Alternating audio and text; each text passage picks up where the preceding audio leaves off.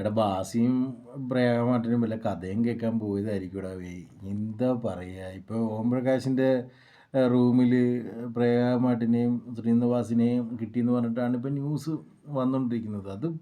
അത് ചാനലുകാർ പറയുന്ന രീതിയൊക്കെയാണ്. ഓം പ്രകാശിൻ്റെ റൂമിൽ നിന്നും ശ്രീനാഥ് ബാസിനെയും പ്രയാഗ മാർട്ടിനെയും കണ്ടെത്തിയിരിക്കുന്നു.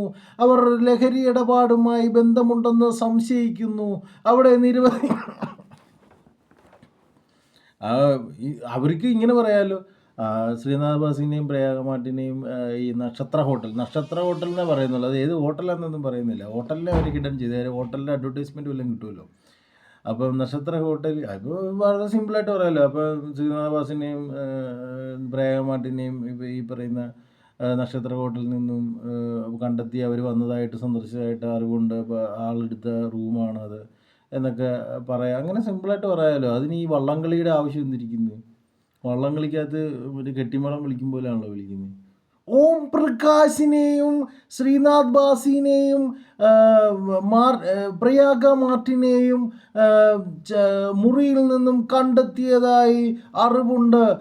ഇവിടെ വളരെ വ്യക്തമായ വസ്തുതകളാണ് നിരത്തിക്കൊണ്ട് പറയുന്നത്. ഇത് നമ്മൾ പ്രതീക്ഷിക്കുന്നതിൻ്റെ അപ്പുറത്താണ് കാര്യങ്ങൾ മുന്നിലേക്ക് പോയിക്കൊണ്ടിരിക്കുന്നത്. സിദ്ദിഖിനെ കിട്ടിയില്ല. സിദ്ദിഖിനെ വലിച്ചീറാന്നൊക്കെ ആദ്യം വിചാരിച്ചു, അത് കിട്ടിയില്ല. അപ്പോൾ പാവം ശ്രീനാഥ് ബാസിനെ പിന്നെയും പൊക്കി. എന്നെ പറയാൻ ഇനിയിപ്പോൾ ശ്രീനാഥ് ബാസിയുടെ കരച്ചിലും പിഴിച്ചിലും ഇനി അടുത്തത് കാണേണ്ടി വരും. മൊത്തം അതാ വാർത്ത. പ്രയാഗ മാർട്ടിൻ, ശ്രീനാഥ് ബാസി, ഓം പ്രകാശ്, വ്യവസായി മുംതാസ്, കുപ്രസിദ്ധ ഗുണ്ടാ നേതാവ് ഓം പ്രകാശ് ആഡംബര ഹോട്ടലിൽ. കുപ്രസിദ്ധ ഗുണ്ടാ നേതാവ് ആഡംബര ഹോട്ടലിൽ എന്താ ഇതിനൊക്കെ പറയട്ടെ. അപ്പോൾ ആഡംബര ഹോട്ടലിൽ റൂം കൊടുത്തവർക്കറിയത്തില്ല ഇത് കുപ്രസിദ്ധ ഗുണ്ടാ നേതാവാണെന്ന്. എന്നാൽ ആഡംബര ഹോട്ടലിൻ്റെ പേരെന്താ പറയാത്തത്? മൊത്തം അത് തന്നെ വാർത്ത കേട്ടോ. ബ്രേക്കിംഗ് ന്യൂസാണ്, ബിഗ് ബ്രേക്കിംഗ്. ഗുണ്ടാ നേതാവ് ഓം പ്രകാശ് പോലീസ് കസ്റ്റഡിയിൽ. മയക്കുമരുന്ന് കച്ചവടം, കുപ്രസിദ്ധ ഓം പ്രകാശ് അറസ്റ്റിൽ. ഓം പ്രകാശിൻ്റെ മുറിയിലെത്തി ലഹരി കേസിൽ സിനിമ. എന്നിട്ട് പ്രയാഗ മാർട്ടിൻ്റെയും ബാസിനെയും പടം വച്ചേക്കുവാണ്. അളിയെ എനിക്കറിയാൻ പാടില്ല, സിനിമാക്കാരെ ഇവന്മാരെ വിടാറായില്ലേ? കംപ്ലീറ്റ് സിനിമാക്കാരെ വെച്ചിട്ടല്ലാതെ വാർത്ത സൃഷ്ടിക്കാൻ പറ്റത്തില്ലെന്ന് എനിക്ക് തോന്നുന്നത്. ഓം പ്രകാശിൻ്റെ മുറിയിലെത്തി ലഹരി കേസിൽ സിനിമാ താരങ്ങളും. ഇത് വെറുതെ പോകണം. ഇത് അടുത്ത മനാഫ് പറയുന്ന പോലെ ഇത് അടുത്തെങ്കിലും തീരുമെന്ന് തോന്നുന്നില്ല കേട്ടോ. ന്യൂസ് എടുക്കാൻ പറ്റാത്ത അവസ്ഥയായി. മൊത്തം അത് തന്നെ വന്നുകൊണ്ടിരിക്കുന്നത്. ഇന്നലെ മറ്റേ ബിബിൻ ജോർജിൻ്റെ ന്യൂസ് ഒന്ന് കത്തിക്കാൻ നോക്കി, പക്ഷെ അത് ഏറ്റില്ലെന്ന് തോന്നുന്നു. അതങ്ങോട്ട് കത്തി കയറിയില്ല. കാര്യം എൻ്റെ വ്യൂസൊക്കെ ഭയങ്കര കുറവാണ്. 5,16,000 വ്യൂസൊക്കെ അതിന് വരുന്നുള്ളൂ. മില്യണൊന്നും കയറുന്നില്ല. പക്ഷേ ഇപ്പോൾ ശ്രീനാഥ് ബാസിയുടെ ന്യൂസ് എനിക്ക് തോന്നുന്നു അത് നല്ല റീച്ചിലേക്ക് വരുന്നുണ്ട്.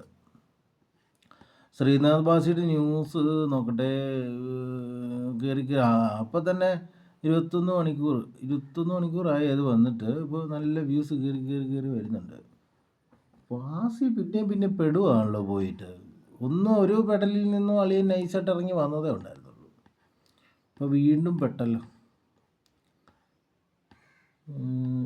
ഇതെന്ത് സംഭവം? സുനിത ദേവദാസൊക്കെ ഇതിനൊക്കെ ശരിക്കും ഇതിനൊരു പ്രോപ്പർ നിയമം വരണമെന്ന്. സിനിമയ്ക്കൊരു പ്രോപ്പർ നിയമം. ഇതൊരു ഗവൺമെൻറ്, ഞാൻ പറഞ്ഞില്ല, ഇത് സർക്കാർ പ്രൊഡ്യൂസ് ചെയ്ത സിനിമകൾ പുറത്തേക്ക് വന്നാൽ വലിയ ബുദ്ധിമുട്ടില്ല. ഇപ്പം നമ്മളൊക്കെ നല്ല കഥയൊക്കെ എഴുതി നമുക്ക് വേണ്ടപ്പെട്ട ആർട്ടിസ്റ്റുകളൊക്കെ സർക്കാർ ജോലിക്കാരായിട്ട് സർക്കാരിനെ നമ്മൾ സബ്മിറ്റ് ചെയ്യുമ്പോഴത്തേക്കിനും സർക്കാർ ത്രൂ ആർട്ടിസ്റ്റുകളുടെ ഡേറ്റ് എടുക്കുന്നു. അത് കഴിഞ്ഞിട്ട് സർക്കാർ പ്രൊഡ്യൂസ് ചെയ്യുന്നു. അതിൻ്റെ അകത്തു നിന്ന് നമ്മളെല്ലാം സാലറിക്കാരാക്കുന്നു. അങ്ങനെ വന്നു കഴിഞ്ഞാൽ കുഴപ്പമില്ല. സർക്കാർ പ്രൊഡ്യൂസ് ചെയ്യുന്ന സിനിമ മാത്രം മതിയല്ലോ. അതാകുമ്പോൾ നമുക്ക് അടിപൊളി നല്ല സിനിമകളൊക്കെ കാണാമല്ലോ. അപ്പോൾ അതാകുമ്പോൾ ഈ പ്രശ്നം വരത്തില്ലല്ലോ. എല്ലാം ഗവൺമെൻറ് ഉദ്യോഗസ്ഥരായിട്ട് മാറത്തില്ലേ. ഇവിടെ അതല്ലാത്തതല്ലേ ഈ കുഴപ്പം. എത്രയും പെട്ടെന്ന് ഇത് ഗവൺമെൻറ്റിൻ്റെ അണ്ടറിലേക്ക് സിനിമകളെ കൊണ്ടുവരിക. എന്നിട്ട് നല്ല സിനിമകൾ, ഗവൺമെൻറ് അപ്രൂവലുള്ള സിനിമകൾ മാത്രം റിലീസ് ചെയ്യുക. ബാക്കിയുള്ള സിനിമകളൊന്നും റിലീസ് ചെയ്യണ്ട. അങ്ങനെ ആകുമ്പോൾ എളുപ്പ പരിപാടിയാണ്. ഇനിയിപ്പോൾ ഇതെന്താവോ എന്തോ. ഇനിയിപ്പോൾ ഇന്നും നാളെ ആയിട്ട് ഇപ്പോൾ ഇത് കേൾക്കേണ്ടി വരും. ശ്രീനാഥ് ബാസിയും മാർട്ടിൻ പ്രക്കാട്ടിൻ്റെയും കഥ. ഇനിയിപ്പോൾ മാർട്ടിൻ പ്രക്കാട്ടല്ല കേട്ടോ, പ്രയാഗ മാർട്ടിൻ. ഇനി പ്രയാഗ മാർട്ടിൻ്റെ ചരിത്രം കേൾക്കണം. പ്രയാഗ മാർട്ടിനെ കുറിച്ചിട്ട് ഇപ്പോൾ അന്വേഷിക്കാൻ തുടങ്ങും. പ്രയാഗ മാർട്ടിൻ്റെ തലമുടി വെട്ടിയത് ആ കേസ് കൊണ്ടാണ്, അല്ലെങ്കിൽ പ്രയാഗ മാർട്ടിനെ പ്രയാഗമാട്ടിൻ്റെ സ്റ്റൈൽ അങ്ങനെ ആക്കിയത് അവർ ഇതായത് കൊണ്ടിട്ടാണ് അങ്ങനെ അങ്ങനെ അങ്ങനെ അങ്ങനെ അങ്ങനെ അങ്ങനെ അങ്ങനെ ന്യൂസിന് ഇനി വാസിയുടെ ന്യൂസ്, വാസിയുടെ ചരിത്രവും ഭൂചരിത്രവും എല്ലാം ഇപ്പോൾ പൊങ്ങി വരും. എന്താണെങ്കിലും 2 ദിവസത്തേക്കിനുള്ള സാധനമായിട്ടുണ്ട്. നോക്കാം നമുക്ക് എന്താ വാർത്ത വരുന്നതെന്നുള്ളതൊന്ന് കണ്ടിരിക്കാം, വെയിറ്റ് ചെയ്യാം. അല്ലാതെ എന്താ ചെയ്യണം, നമുക്ക് വെയിറ്റ് ചെയ്തിരുന്നിട്ട് ഇതിൻ്റെ അടുത്ത പരിപാടി എന്താണെന്ന് നോക്കാം.